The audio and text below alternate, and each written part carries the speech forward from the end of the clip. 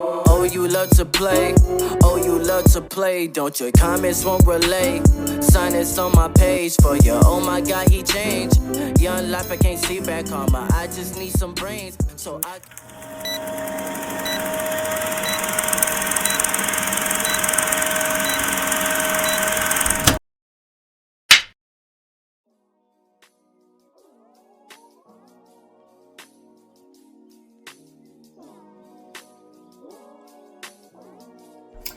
Hey there cousins, and welcome back to a movie review. This one is for Puss in Boots: The Last Wish. And I know y'all like, hold up, girl, that's a cartoon. Don't miss out on cartoons because you think you grown and you too old to recognize cartoons. Puss in Boots is part of the Shrek series, and Shrek, as last time as I checked, when I watched Shrek when my son was younger, Shrek always had adult content in it, and as always had hidden messages. So this movie basically has a hidden message for adults. So if you look at it and if you pay attention, you will realize that Puss is going through basically a midlife crisis.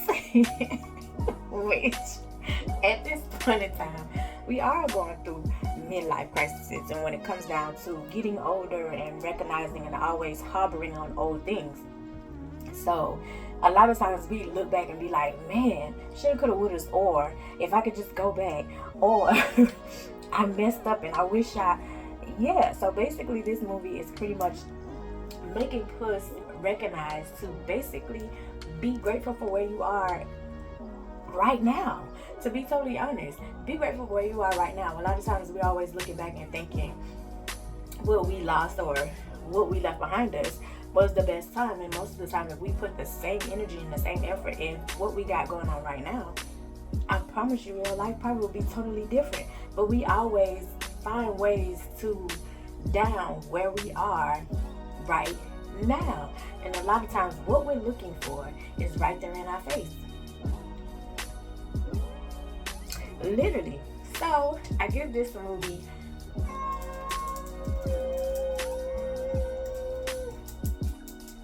8 halos. I give it 8 halos.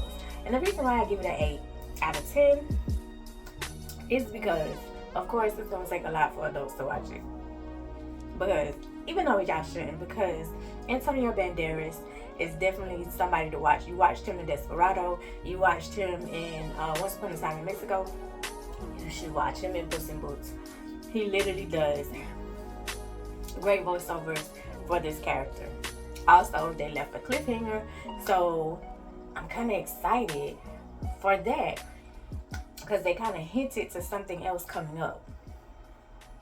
I think that would be kind of dope. So yeah, so pretty much I give it an 8 out of 10. The plot basically stayed the same from the previous. I love the way they kept the fairy tales in. And any of us, especially around our age, we grew up with fairy tales. So they keep all the fairy tale characters in. They keep it going where you know without a shadow of a doubt that you can relate. So it's not just for your little ones, it's also for you. And even if you don't have little ones, I don't, you should watch it. You should definitely go watch it. It's always a storyline in everything. There's a message in everything. We just seem to miss it. And I like the fact that where we are right now, going on in the economy and finances, sometimes we get so overwhelmed with what's going on the outside world that we fail to realize what we have in front of us right now. So definitely go watch Puss in Boots. It's definitely worth the watch, definitely worth the family night, definitely worth sitting down and paying attention to the storyline and the plot. And of course, as always, DreamWorks never fails with the graphics. Definitely worth it. So, also, it's the part of the fear of death in there that really makes you think.